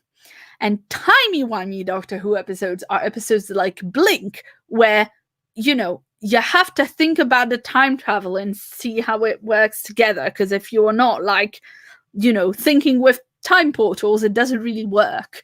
So I love a time travel TV show, book, story, whatever, that is timey-wimey. Because, I think it'd be so silly to have time travel and not do cool things with it. So anyway, that's my time travel rant. Michael, SFF is a shortened version for science fiction and fantasy. That's an abbreviation that I use without really thinking about it, so I'm sorry about that. And yeah, Ron says I have to read Alice Payne because his surname is also Payne. That makes sense. It's just really good. Like the story basically is we follow 2 different timelines, and in one of the timeline, Tove Pie Point said that the first time they say the phrase timey-wimey is in Blink. No, it's just because I think Blink is very well written and is an illustration of how, Stephen Moffat, when he's writing a single episode that's focusing on time travel, he's very good. I mean, obviously, we have seen through Doctor Who and also Sherlock, he's not very good at doing a season of television, but he's good at doing a single episode where there's a lot of timey-wimey stuff happening. Anyway, that aside, Alice Payne, right? The main character, Alice Payne, is a character who is in the 1700s timeline, right? So there's 2 timelines, and in one of them we are in the English countryside in the 1700s, and Alice Payne is a young woman from aristocratic background, but whose father has fallen down on his luck, and he's come back from the war not being quite right, and they have a lot of debt, they don't have a lot of money anymore, and so she is having to manage the finances of the house without really telling him, like, where the money is coming from and all of that, because the truth is the money is coming from highway robbery, because basically Alice Payne is pretending to be, or Alice Payne is being a highway robber. Like, she's robbing people who are on their... Anyway, I don't want to get carried away and explain the entire story, but it is about Alice Payne and her girlfriend, who is a woman who... it's about Alice Payne and her girlfriend Jane, and Jane is someone who was brought into basically be her companion. She's also from an aristocratic family, like their families know each other and stuff. And basically, Jane and Alice have like lived together in the same house as like ladies' companions for all these years, and basically they need to keep the house financially afloat because they are very worried that Jane is going to be sent away, and they are in a relationship and they don't want to be separated. And then at some point they witness some time travel happening, and that kind of gets them embroiled into this story where the futuristic side of the story is that you have Major Prudence Zuniga, who is a like war, I would say war veteran, but she's like still in the time war, so she's not really out, so she can't, I'm not sure if you can be a vet if she's not really out, but she has been time traveling for years and years and years, trying to fix different things in the timeline, and you kind of learn as you go that she's not actually working for like the army that she is. She's not working for the army that she is nominally a member of. So she's actually working at odds against them, Anyway, it's so good because it's actually really good at doing the things where it's like, but if you go back in time and do that, then some other person won't have been born, and then if you want to like save your sister from never being born at all, then you have to go and do this other thing. Is great. I think the idea behind the title Alice Payne Arrives is that she is able to time travel, but I'm not 100% sure why the authors decided to name it that, if it might have been just the alliteration. And Shay says Dracula is new and was also just as bad as Sherlock. I don't know, I didn't watch it because I thought it would be bad, so I haven't seen it. But yeah, and then the second book in that series is Alice Payne Rides, and it's also very, very good. Like I said, I didn't want to name two different things best novella, otherwise it'd be a bit like cheating. Best fantasy! The best fantasy that I read last year, I'm not sure if it's going to be very surprising, but there you go. It was Spinning Silver by Naomi Novik. I love Naomi Novik's writing. I really enjoyed Uprooted when I was reading it, but I did have, I guess, more quibbles about it when I was done. Whereas Spinning Silver, I just really, really enjoyed, like, all the way through. Really, really loved it. And, like, yeah, I just want to keep reading more and more of Naomi Novik's writing, which I'm sure I will. So that's not really, I loved her Temeraire books. I just really enjoyed the kind of things that she tends to come up with. And Spinning Silver is a really interesting one because it's something that I'd never really actually read about. Basically, the basis for Spinning Silver, it's kind of a fairy tale retelling, I guess, because it's based on a short story that was originally published in an anthology for fairy tale retellings. So in a way, yes. So it's based on the story. It's based on Rumpelstiltskin, but it's very, I didn't know Rumpelstiltskin going into the book, and then after I'd finished reading the book, I went and like kind of looked up the story of Rumpelstiltskin, and I didn't feel like it was, I could see the origins of it, but I didn't think like it was a carbon copy or whatever, I didn't feel like it mapped onto it perfectly. She's clearly taken a lot of liberties, and she's clearly like added her own spin on it. But what I loved about it is that I really hadn't seen a lot of things that, I really haven't seen a lot of things that are like Jewish inspired mythology. I mean, Uprooted was Eastern European inspired, but it was inspired by Polish stories and Polish mythologies, and that seems to be Naomi Novik's like family background. But yeah, Spinning Silver is just, I don't think I said what it's about.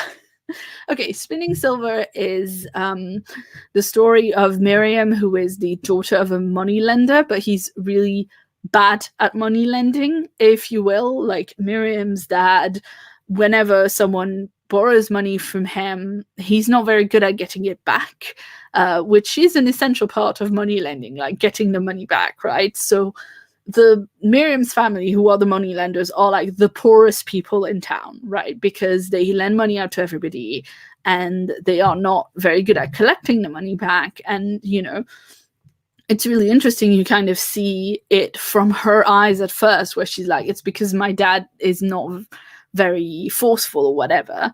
But then you kind of see that it's a bit of a self-protection thing as well, where they're like, you know what, if the people of the village start hating us, the Jewish moneylenders, they will like literally run us out of town and burn our house.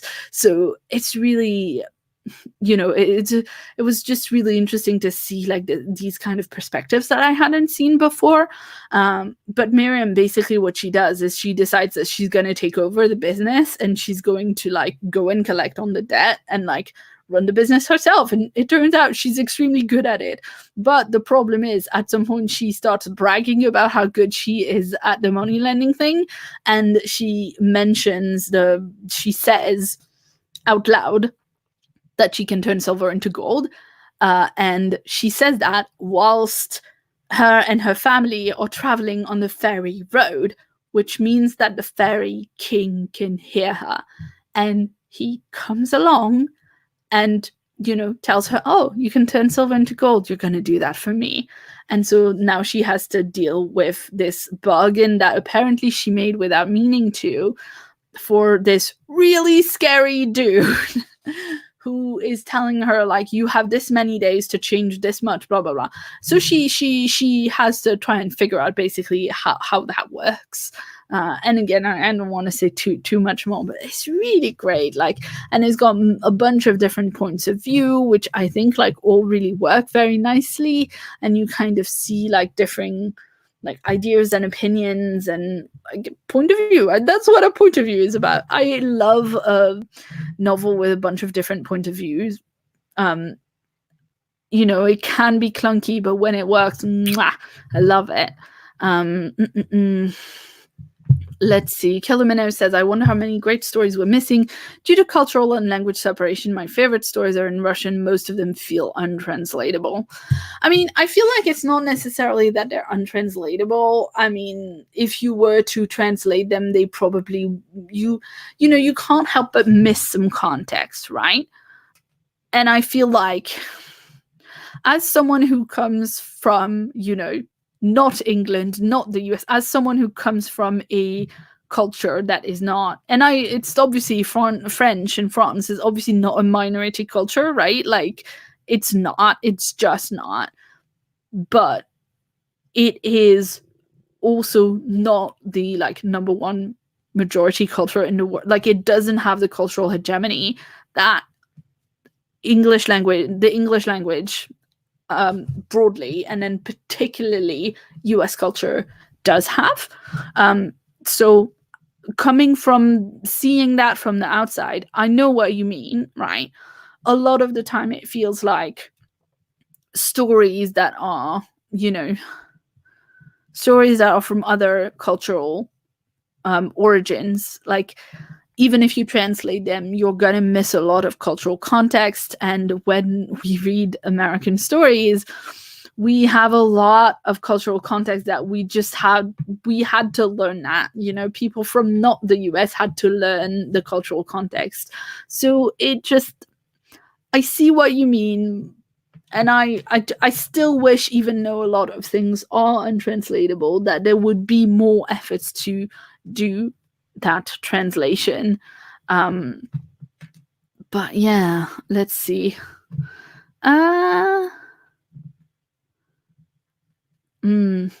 Cornelius says, that's why I have an obsessive need to read everything in its original language, because those subtle clues are worth learning a whole language. I mean, I'm not saying it's not worth it, but it's hard, you know, like, and as a person who's, you know, fully learned an entire language to the point of, I mean, I'm gonna go with native fluency, because as long as I'm tooting my own horn, you know, but like, I mean, I guess not everybody's brain works the same. If you are able to like be a polyglot and learn a lot of different languages, like that is so cool and amazing. And I mean, if my brain functioned that way, I would totally be that person, because I think it's fascinating. But my brain like decided young that English was it. And so I learned that really well. But I don't actually have a lot of, I learned a little bit of Spanish and a bit more German, but any type of knowledge that I had at some point, I've now lost, because it's been 20 years, 15 years, It's not been 20, not quite that, but it's been 15 years. So, I've lost a lot of what I knew from like high school and whatnot. But yeah, like if you're able to, that's great. But I also think that like, even though monolingualism, knowing just one language, is actually a minority across the world, like actually in the US and in England, people who only speak one language seem like the norm, but globally they are not. And globally, bilingualism and multilingualism is way more normal than monolingualism. But just because it's more and more like that, just because it's not actually natural and normal to only speak one language, doesn't mean that because you speak just one language you shouldn't have access to like cultural things that come from knowledge that comes from a different culture. But anyway, let's see. Titan says, I'm told learning new language gets really easy. It's just the first 9 that are difficult. Yeah, I don't know. I mean, the thing is, obviously, the more you learn young, the easier it is, because there are sound differences that we as adults, if we haven't learned them young, we can't hear them, And it's not a question of not being able to reproduce, it's a question of not being able to hear. Like sometimes I will, say 2 words sometimes I will say 2 words in English where I hear a difference of sound, and they are in English and I'm pronouncing them what I feel like is different, and John will be like, I can't hear a difference. And that's because in one of them I made a U sound that was slightly Frencher, or I'm pronouncing the R's slightly differently, because there's a, the R's are really, R sound is really interesting, right? Because we have different, from Arabic to Spanish to south of France to north of France to England, like there's an interesting continuum of how R's are pronounced, like Khalid or Rota, or in French Claire, and then in English Claire. Like those are different R sounds, and it's I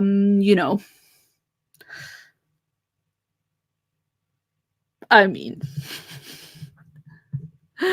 anyway, I don't know if it's linguistic, says Sarah, but when you say idea, I hear idea with an R, which is common accent for those in US New England. It's neat. Well, Cornelius says the R's across Europe are a roller coaster. That is true. Sarah, it's not, I mean, yeah, it is definitely linguistics, because accents are linguistics, but I wouldn't be surprised.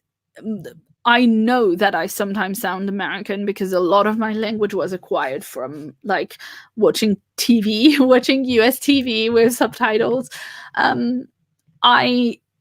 Sometimes I'll say something and I'll be like, wow, I went very sometimes I'll be like, oh, I'm gonna get a glass of water.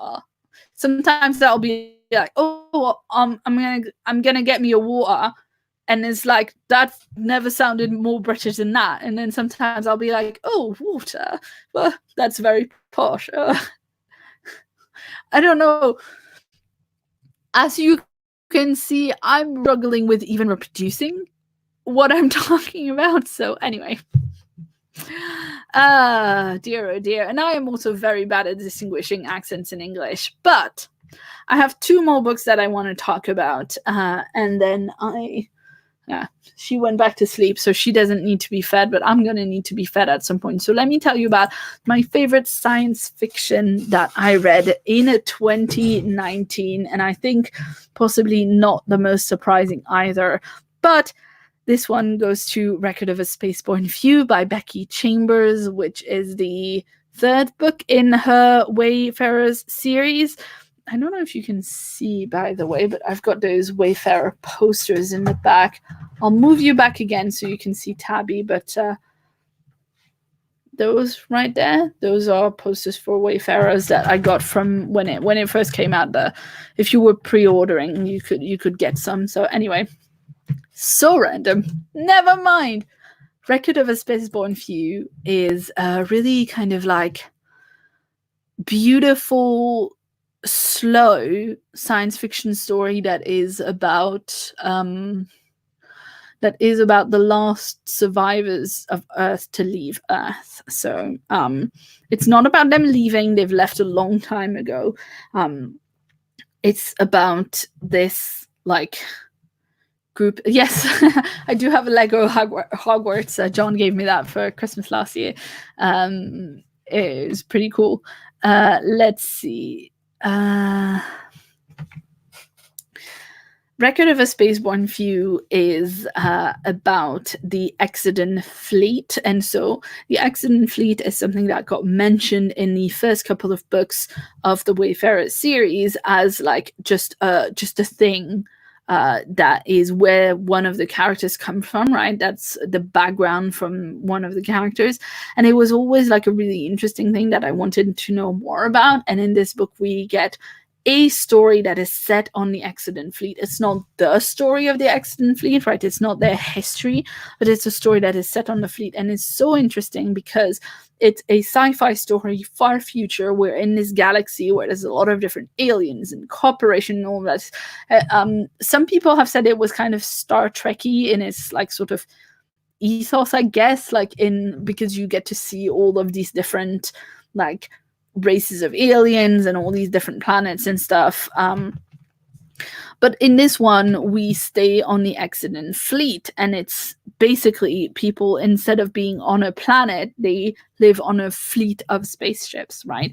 The last people who left Earth left on these spaceships, and then they made these spaceships their home forever in the stars.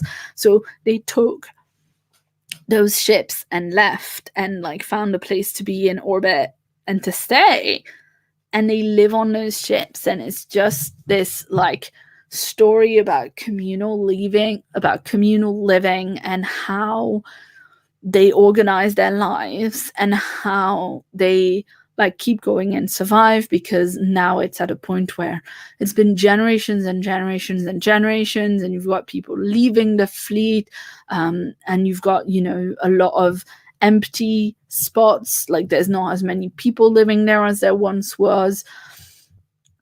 At the beginning of the book, it starts with like a really scary like moment where basically one of the ships has a malfunction and like explodes and loads of people die.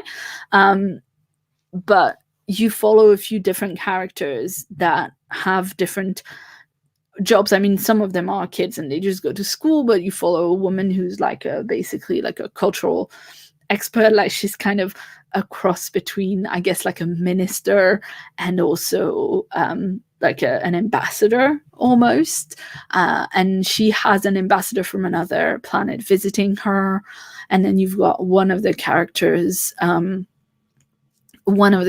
is basically like a space mortician, I guess. Like her job is to, and I laugh, but the way it's treated is really, really like serious and weighty and, you know, solemn. And so, you know, because it's all set on these spaceships, you know, they can't bury the dead. The people who die, they get buried in like the soil of the actual ship. Like they get, you know, recycled almost into the soil of the ship and into the soil of like their hydroponic facilities on the ship. And they are like participating in like nourishing future generations because they're being recycled into soil. And so it's this really interesting, like, it's very slow. It's a very slow novel, but it's got some really interesting musings about who we decide to be as a society and how we decide to organize our society and what we prioritize and what we are to each other. You know, if you're like, I just love that book so much, and it made me it really gave me almost like Ursula K. Le Guin vibes, because there is a lot that is just about observing the way a fully completely different society from ours like works in space, right? And it's just really interesting cultural stuff. Like, at some point you see a kid going to a museum, a kid from the Accident Fleet going to a museum that is on another planet, and like starting to touch everything, and all of the people that are with him are like, please stop touching the exhibits, this is weird, this is not how museums work. And that kid's like, but on the fleet you have, everything has a use, everything has to be useful, you know. And so it's just, yeah, it's just a really beautiful story. Yeah, Ron, I know that the people are composted, but like I think they use the term recycle in the book, but it's not really about what the process actually is. It's more about how they culturally think about the process, and about how, you know, it is actually like one of the most revered jobs in that society, because it's necessary for life. So anyway, I thought it was super interesting for that. And then I'm gonna just go very quickly to my overall favorite of the year, which again, like, I've been raving about this book since I read it. So shockingly enough, it is Red, White, and Royal Blue by Casey McQuiston, which is a I mean, I guess it's straight up a romance novel, but yeah, it's a contemporary romance novel about the son of the first female president of the U.S. and then the Prince of England, like not the actual like in line for the throne Prince of England, but like a younger Prince of England. And so, as you can see from the fact that it has a first female president of the US, it is like kind of, I guess, slightly alternate universe, right? It's and it's Latina first female president of the US. And so it's really great because you like, this hits so many of the tropes that I love. First of all, like, they start not liking each other, so you have enemies to love it. It's a royal AU, which I love. It's a politics AU, which I love. Like, all of those good fan fiction tropes that I love are present in this book. And although, you know, I think there are... It's unsurprising to me, I'm gonna say, that although I read more sci-fi and fantasy in the last year than I read romance, the one thing that sticks in my mind as my overall favorite of the year is going to be romance, because, you know, sometimes it is just, you know, it just is... The characters were so good in this, you know, and you kind of get so swept along with them. I just felt like it was just perfect, just exactly what I wanted at the time. And I'm sure that if there are people, you know, who are in the US and who are going into another election year, that might be a little bit difficult to read for them. You know, I'm sure it's a, you know, a concern.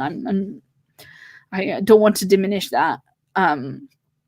This is also, you know, not something that I found surprising, because it's a book about like a secret relationship between two important people. But I need to point out, for people who might find that to be, you know, difficult to read about, that there is at some point they are outed. So, you know, there is at some point, like, that doesn't even feel like a spoiler, because it's such a staple of the like royal AU or like political AU type of like subgenre of romantic fiction, that it doesn't even really feel like a spoiler, but I do need to point it out for people in case people don't want to read that. That is a factor in this. But I just really love this book so much. And actually, I listened to the audiobook for this, but I'm thinking at some point I do want to buy a copy of this as well, because it's something that I feel like I'm going to want to reread a bunch of times and go back to certain passages and stuff. So that was, that I didn't really feel like I could have a best romance novel section in this wrap up, because I don't really read enough romance novels for that to be a thing. But I couldn't go without mentioning this book because it was so, I loved it so. So there you go. Those were my favorite books that I read in 2019. And I think that about wraps up what I wanted to talk about today. If you've got any favorite books from 2019 that you've read, or if you've got anything that you're anticipating for next month, do let me know. But if not, I'm gonna go and have some dinner. Go and wake up the cat and see if she wants pettings. I'm going to continue reading these 2 books that I talked about earlier in the stream. Pardon me. I'm going to probably go and get some water because I'm parched. But yeah, I think that's going to about wrap us up. If anyone's got any last minute comments before we stop going, let me see. Amy really liked the 9th House, and I'm reading through that one right now. That's the new Leigh Bardugo. I've not read that one, but I mean, it's a fairly dark contemporary, and I kind of got the idea that it wouldn't necessarily be for me when I when I don't know. And there you go. There's a comment that got held up earlier from Ron. I'm sorry about that. I didn't see. One says, I think the like and subscribe bit that you do at the end of your videos sound very French accented to me. Well, I mean, it could be because that's just a thing that I had at the end of my videos for a really long time. That I was kind of repeating at the end of my videos for a really long time, and then I kept kind of forgetting it. And then when end cards arrived, when end cards started being a thing, I just made an end card that had that section in it, and that's from years ago. So maybe I should re-record an end bit to it.